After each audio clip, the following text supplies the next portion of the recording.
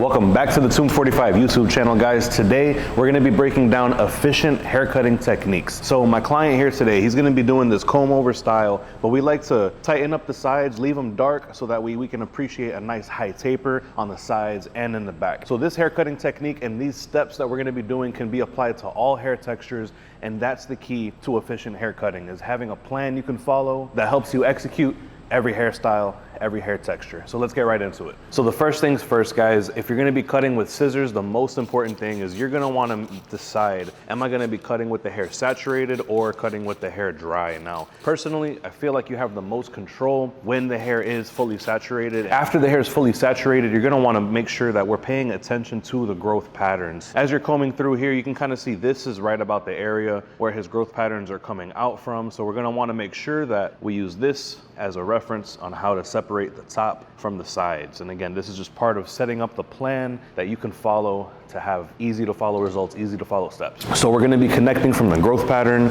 in the back all the way to the growth pattern in the front. Now the haircutting technique that we're using today is inspired by the Josh OP formula. So I would definitely recommend you guys check that out, the DFS formula training. It's gonna break it down super simple for you. I'm just showing you how I've been able to adapt the formula to my haircutting style. But I would definitely recommend you guys go check that out, invest in yourself, in your education. So if I take the hair here, right at the occipital bone, I can go ahead and set my base. Now, if I was gonna be doing like a mid fade or a high fade, I'd probably be setting this base way higher than I am right now. But I'm gonna be fading a little bit lower on his head because, like I said, I want to be able to maintain this bulk, and I'm just doing this as a precaution just to make sure that I don't take my clipper too high. That's why I like starting off with my fingers and scissors. So now we're gonna start thinking ahead, guys. After we have set this foundation, what's gonna be the next step that we take, right? I'm gonna wanna make sure that below this is trimmed tight enough with a clipper that it's still dark to where we can see a contrast. I'm gonna be running my clippers right up to this point. What guard am I gonna use? So in my mind, I'm going back and forth between a 4 and a 3. Which one is gonna flow easier into this transition? So first, if I take my number 4 guard, the way I'm gonna do this is I'm gonna feed it right up to this point right here. And you see how there's just a couple of hairs? This is the point where the hair always gets cut. So if I could run this right up here, like I know I'll be able to confidently run up and off the head. So the 4 is definitely gonna work. I wanna see then what the 3 would look like. And right about the same, but you can see it's gonna be a little tighter, right? So I'm actually gonna use the number 4 guard. It's gonna feed easier because the key is I just wanna keep the sides tight and dark enough so that way I could have contrast on the taper. So now that I've already tested it out, you know, just like you freehanding the guard by itself, now I can go ahead and run my 4. So you can see how this is just gonna flow right up into the base that we've already set.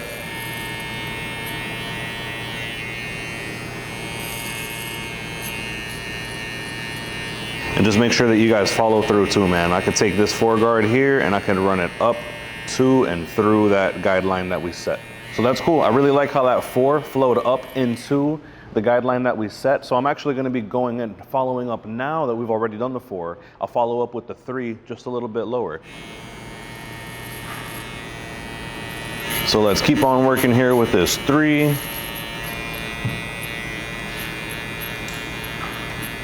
So now what we can do, guys, we're gonna go in and start setting our guidelines for the taper. This is gonna be a high taper, so I'm gonna set my guideline in with the clipper closed. I'm not a big fan of going in and setting it hard with my trimmer, because if I set it with my trimmer, it's a hard edge. The harder I punch in this line now, the harder it's gonna be for me to fade it out at the end. I'm gonna start here with this clipper all the way closed. I'm gonna start here from this corner, and I'm gonna take this guideline right down here to where his ear connects to his head.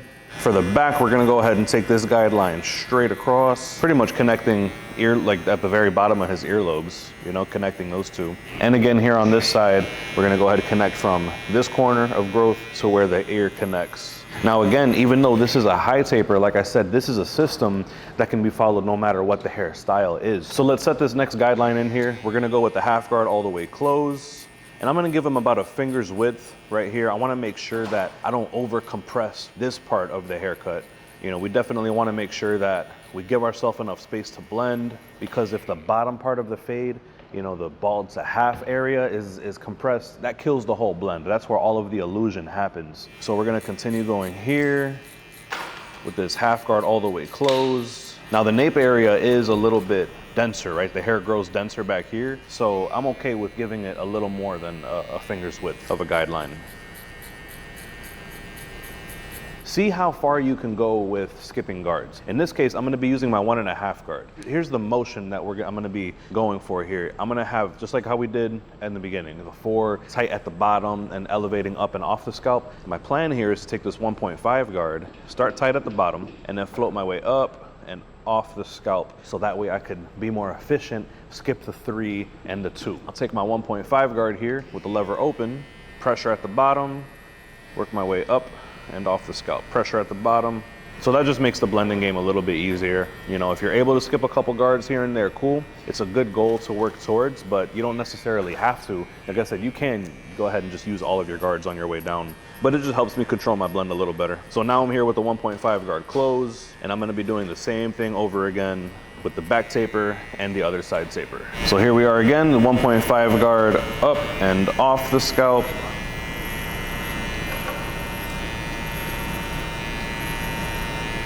Now we can go ahead and close this guard and just work a tiny little bit lower than what we just were with the 1.5 open. Let's go ahead and knock it out on this side as well.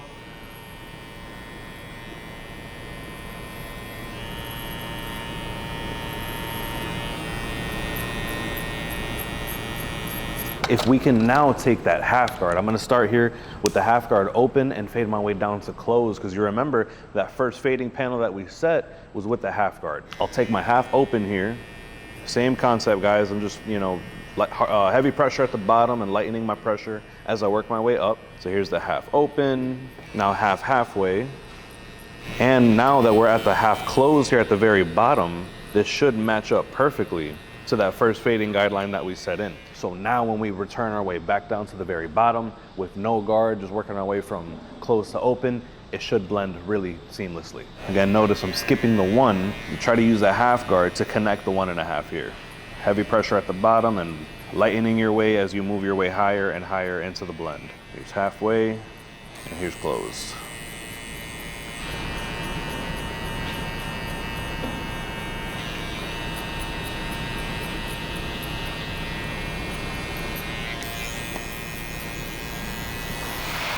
Running this back, guys, half open, halfway,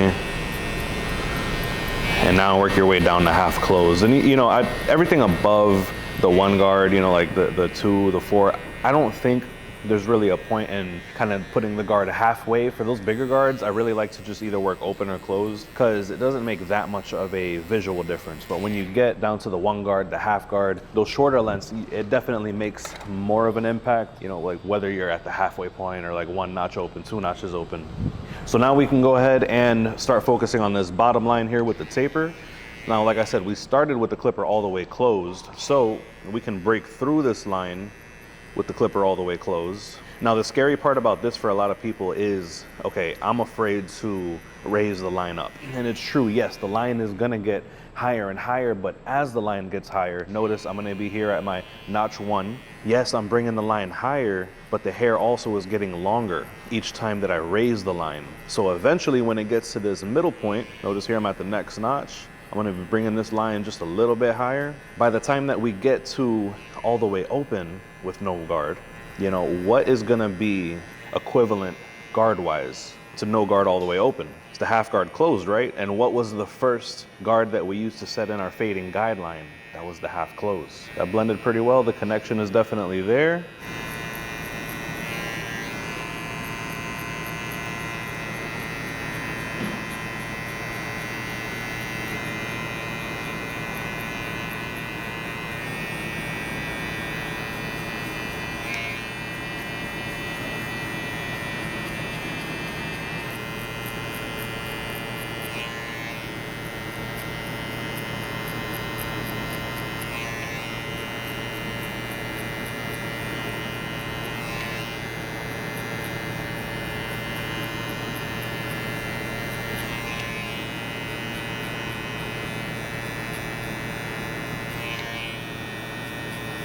So now I'm gonna start lining up pretty much these corners right here. So my client definitely likes to have the lined up appearance all the way across the front. But since I'm gonna be lining up, I'm gonna go ahead and make sure that I use the pencil right here. I wanna have this Zoom 45 Precision Pack pencil already scribbled onto my gloves so I can pick up some color whenever I need to. And then we'll start right here by knocking out this corner first. So right here now, since I'm lining up the temple, the hair is already tight, it's already faded, so I can go ahead and start applying some Precision Pack pencil now. Now that the front's already lined up, all the long hair's out the way, I can go ahead and apply this here as well.